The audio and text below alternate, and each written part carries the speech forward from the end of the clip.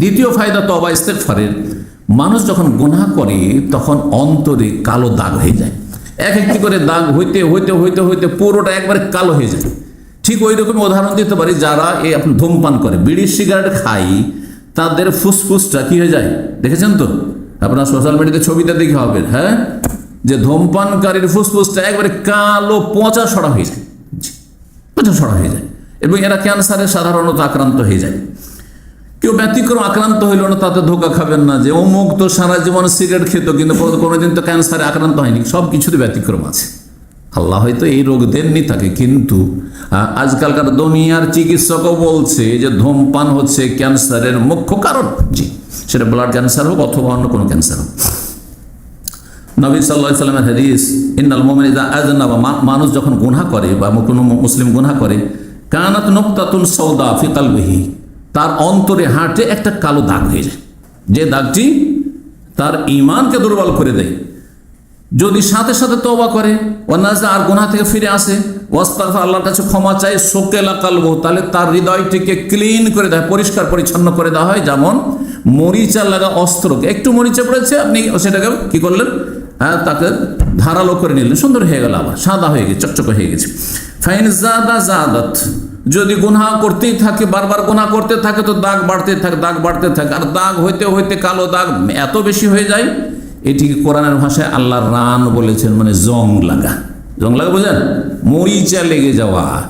অস্ত্রে কি লাগে, হাতিয়ারে মরিচা লাগে, আর কলবের মরিচা হচ্ছে পাপাচার। মানুষের জীবনে যখন পাপ বাড়ে তখন গোটা হাড়টিতে আপনার কালো হয়ে যায়, একবারে পচা সরা হয়ে যায়। আল্লাহ বলছেন সূরা মুতাফফিফিন, আমার একটি সূরা, আয়াত নম্বর 14, কাল্লা বাল রানা আলা কুলুবি মা কানু ইয়াকসিবুন। শোনো, তাদের অন্তরে, পাপিষ্ঠদের অন্তরে জং লেগে গেছে, মরিচা লেগে গেছে, মা কানু ইয়াকসিবুন, তাদের পাপাচারের কারণে।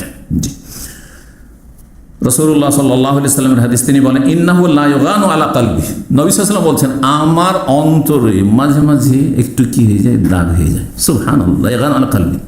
দেখেন, যত সাদা কাপড়, তাতে সামান্য একটু, এই যে সাদা কাপড়, নতুন যখন প্রথম এটি, হ্যাঁ, কাপড়টি আমি ব্যবহার করছিলাম, তখন একেবারে ধবধবে সাদা ছিল, তাই না?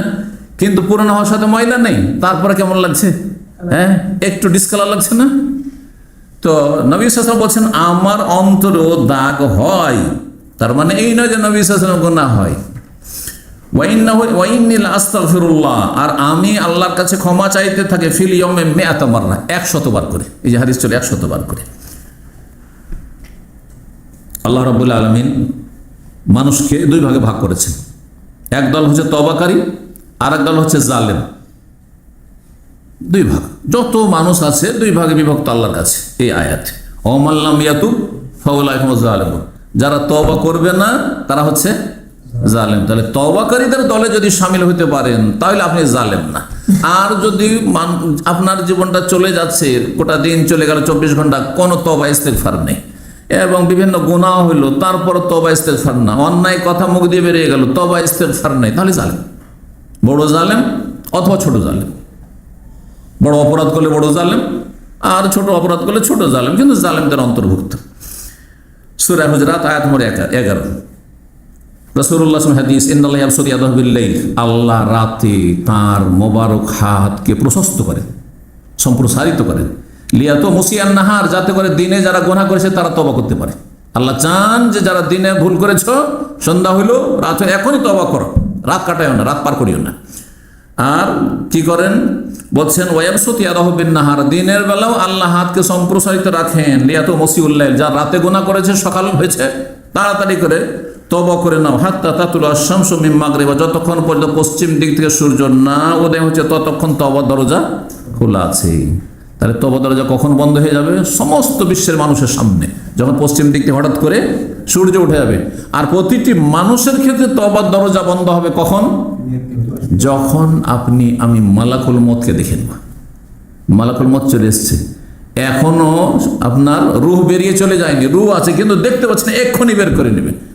এখন হয়তো আপনার তওবার বলার সুযোগ আছে, কিন্তু তওবার দরজা বন্ধ হয়ে গেছে, তওবার দরজা বন্ধ হয়ে গেছে। কারণ আর দুনিয়ার জগতে না, আপনি আখিরাতের জগৎ দেখে নিয়েছেন, মালাকুল মউতকে আপনি প্রত্যক্ষ করে নিয়েছেন, দেখতে পেয়ে নিয়েছেন। এই জন্য ফেরাউন কিন্তু তওবা করেছিল কখন? যখন দেখছে এখন মরণ নিশ্চিত, হ্যাঁ আযাবের ফেরেশতাকে দেখে নিয়েছে আর ডুবছে, ধ্বংস হচ্ছে। আল্লাহ কি বলছে? আল্লাহ এখন তো আবার সময়, ওয়াকাদ আসাইতা কাবলু, সারা জীবন তুমি এইরকম নাফরমানি করতে থাকলে, ওয়াকুনতা মিনাল মুফসিদিন, আর ফাসাদ সৃষ্টি করলে, বিশৃঙ্খলা সৃষ্টি করলে, কত অশান্তি করলে। 4 নম্বর যে বিষয়টি বলবো তওবার উপকারের ক্ষেত্রে, যে তওবা করলে যতই বড় গুনাহ হোক না কেন মাফ হবে না, হবে না। অনেকে মনে করেন যে এত বড় পাপী আমি, আল্লাহকে মাফ করে, আমি খুনি, কি আল্লাহকে মাফ করবেন? আমি এত বড় অন্যায় করেছি, এটাকে আল্লাহ মাফ করবেন? সব গুনাহ আল্লাহ মাফ করতে পারেন, কিন্তু মাফ নেওয়ার মতো আপনার যোগ্যতা থাকতে হবে, আপনার অন্তরে সততা থাকতে হবে। কোরআনে কারিমের দলিলগুলি বলি, কাফেরদের সম্পর্কে আল্লাহ বলছেন সূরা আনফাল 8 নম্বর 38, আল্লাহ বলছেন কুল্লিল্লাযিনা কাফারু, হে নবী যারা কাফের মক্কার, আবু জাহাল, আবু লাহাব, উতবা, শাইবা, রাবিয়া, ওলীদ, বড় বড় কাফের নেতা, এদেরকে বলে দাও ইয়ান্তাহু, এখনো যদি তারা পাপ থেকে ফিরে চলে আসে, পাপকে বন্ধ করে, ইয়ান্তাহু এখনো যদি বিরত হয়ে যায় পাপ থেকে, ইউগফার লাহুম মা কাদ সালাফ, তাহলে অতীতে যত অপরাধ সব মাফ। বদরে এরা জুলম অত্যাচার করেছে মাফ, ওহদে জুলম অত্যাচার করেছে মাফ, যা কিছু করে সব মাফ, এখনো সুযোগ আছে। আল্লাহু আকবার। এই ইয়ান্তাহু ইউগফার লাহুম মা কাদ সালাফ ওয়া ইয়াউদু, আর যদি আবার অপরাধের দিকে ফিরে, তাহলে ফাকাদ মাদাত সুন্নাতুল আউয়ালিন, তাহলে প্রাচীন যুগে যারা ধ্বংস হয়েছে তাদের ইতিহাস তাদের সামনে আছে, ওই রকমই তারা ধ্বংস হবে।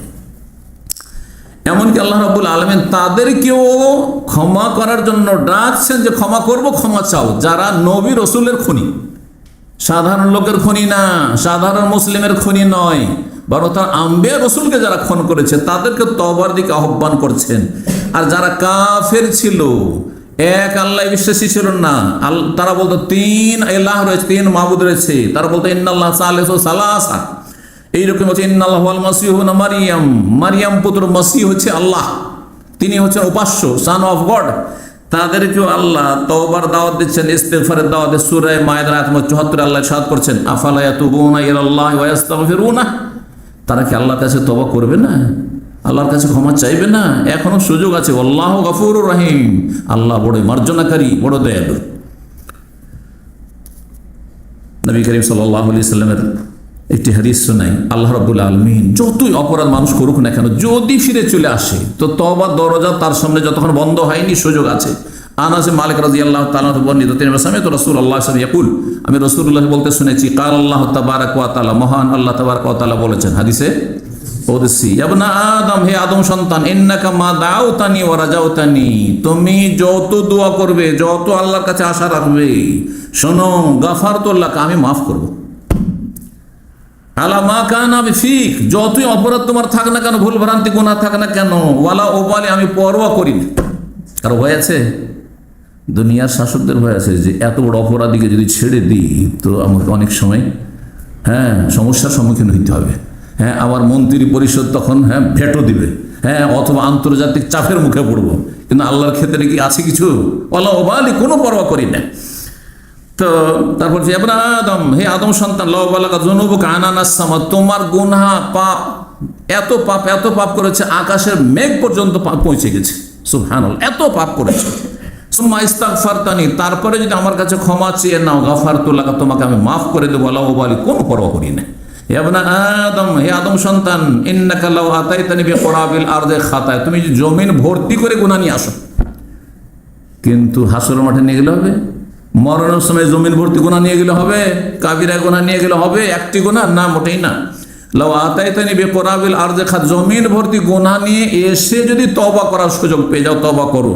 সুম্মা লাকিতানি, আর আমার সাথে সাক্ষাৎ করো, লা তুশরিক বি শাইআ, আল্লাহর সাথে শিরিক করনি, কুফরি করনি, নাস্তিকতায় লিপ্ত হওনি, ঈমান ভঙ্গ করনি, বরং তৌহিদ তোমার ঠিক আছে, আর আল্লাহর কাছে ক্ষমা চাই, লা আতাইতুকা বিকুরাবিহা মাগফিরাহ, তাহলে তোমার কাছে আমি জমিন ভর্তি মার্জনা নিয়ে হাজির হব। হাদিস তিরমিজিতে রয়েছে, আল্লামা আলবানী রাহিমাহুল্লাহ হাদিসটিকে হাসান বলেছেন, 4338 নম্বর হাদিস সহিহুল জামের। 5 নম্বর সর্বশেষ তওবা ইস্তেগফার উপকারিতা বলবো। যারা তওবা ইস্তেগফার করবেন, দুনিয়ার আখিরাতের সার্বিক উপকারিতার গুরুত্বপূর্ণ একটি উপকারিতা, সেটি হচ্ছে আল্লাহর আযাব থেকে বেঁচে থাকবেন। দুনিয়াতে আল্লাহ আযাব দিয়ে ধ্বংস করে, এমন ভাবে ধ্বংস করবেন না যে আপনি শেষ, আপনার পরিবার শেষ, আপনার ধন সম্পদ শেষ, বাড়িঘর শেষ, সব শেষ, এমন করবেন না আল্লাহ। যেই জাতি তওবা ইস্তেগফার করে সেই জাতিকে আল্লাহ এইভাবে সমূলে ধ্বংস করে দেবেন না, একবার পুরোটাই শেষে এমনটা করবেন না। আর আখেরাতে ধ্বংস হওয়া হচ্ছে কি, জাহান্নামে চলে গেলেন, এটা হবে না। চিরকাল কবর আযাব খেয়ে গেলে এমনটা হবে না। ঈমান ভঙ্গ করে কাফের মুরতাদ হয়ে চলে গেলেন, এমনটা হবে না। এই মর্মে একটি আয়াত সূরা আনফাল আয়াত নম্বর 33 স্পষ্ট আয়াত রব্বুল আলামিন আল্লাহ বলছেন, ওমা কান আল্লাহু লিয়ুআযিবাহুম, আল্লাহ আযাব দেবেন না, ওয়া আনতা ফীহিম, যতদিন হে নবী তুমি তাদের মাঝে বেঁচে আছো। তাহলে একটি নিরাপত্তা ছিল এমন জামানায় যখন আমরা ছিলাম না, সাহাবায়ে কেরামদের জামানায়। বোঝা গেছে না? আর তারপরে নবী সাল্লাল্লাহু আলাইহি সাল্লাম যখন দুনিয়া থেকে বিদায় নিলেন, ইন্তেকাল করলেন, তখন এই দরজা বন্ধ হয়ে গেছে। আল আমনুল আউয়াল, প্রথম যেটি সিকিউরিটি নিরাপত্তা, সেটি চলে গেছে, সেটি হাতছাড়া হয়ে গেছে। দ্বিতীয়টি আমাদের কাছে আছে, ওমা কান আল্লাহু মুআযযিবাহুম, আল্লাহ আযাব দেবেন না মানব জাতিকে, ওহুম ইস্তাগফিরুন, তারা যদি আল্লাহর কাছে ক্ষমা চাইতে থাকে। প্রতিদিন যা কিছু ভুল হচ্ছে আল্লাহর কাছে যদি ক্ষমা চেয়ে নেন, ভুল হচ্ছে কিন্তু সাথে সাথে ক্ষমা। রাস্তায় চলতে গিয়ে কোন একটা খারাপ কথা মুখ দিয়ে বেরিয়ে গেল, সাথে সাথে তওবা পড়েন, অভ্যাস করে নেন। কারণ অনেক সময় আমাদের জবান খারাপ কথা বলতে যখন অভ্যাস হয়ে যায়, বিশেষ যারা গাড়ি চালান, আপনার মন মেজাজের উল্টো পাল্টা আপনাকে রাস্তায় দিচ্ছে না, ধরে আর রাগ উঠেছে, হ্যাঁ, অনিচ্ছাকৃত জবান দিয়ে খারাপ কথা বেরিয়েছে, গাল বেরিয়ে গেছে, সাথে সাথে তওবা পড়েন আপনি, সাথে সাথে তওবা করুন, দেখবেন যে এর রিয়াকশন হবে না, গুনহার পরিণাম খারাপ হবে না, যে আপনি অ্যাক্সিডেন্টের সম্মুখীন হয়ে যাবেন। কারণ আপনার যদি পাপ বাড়তে থাকে, এরকম অন্যায় কথা বলছেন, অন্যায় কাজ করতে আছেন, গুনহা করতে আছেন, যে কোনো জায়গায় বালা মুসিবত আসতে পারে। এই বালা মুসিবত থেকে বেঁচে থাকবেন, দুনিয়ার আযাব থেকে বেঁচে থাকবেন, আর আখিরাতের আযাব থেকে বেঁচে থাকবেন, জাহান্নামের আযাব থেকে বেঁচে থাকবেন। ওমা কান আল্লাহু মুআযযিবাহুম ওয়া হুম ইস্তাগফিরুন, আল্লাহ আযাব দেনেওয়ালা নন যদি তার আল্লাহর কাছে